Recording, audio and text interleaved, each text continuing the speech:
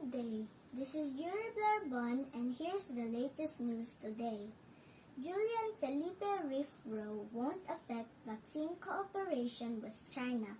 President Rodrigo Duterte has remained confident that whatever differences we have with China will not define our bilateral relations and will not affect Manila's vaccine cooperation with Beijing.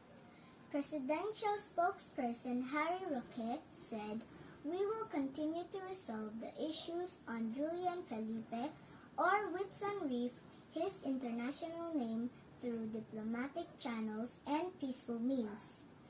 Whatever differences we have with China will not define our bilateral relations, and it will not be an obstacle to overall trajectory and our deepening cooperation in the pandemic response, including vaccine cooperation and in post-pandemic economic recovery."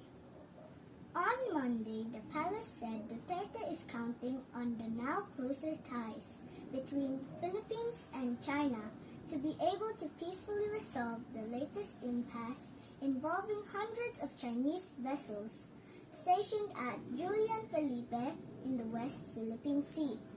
The country's vaccine czar, Carlito Galvez Jr., likewise said the issue in the West Philippine Sea is separate from the country's cooperation with China in addressing the COVID-19 pandemic.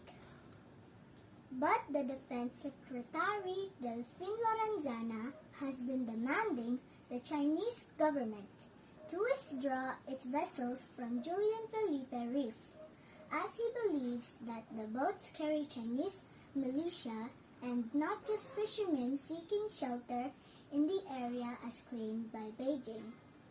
For China, the reef was part of Nansha Islands, which claimed been a traditional fishing ground for many years. Consequently, the Philippines Department of Foreign Affairs has warned China the risk of facing a diplomatic protest every day if it fails to withdraw its vessels in the West Philippine Sea.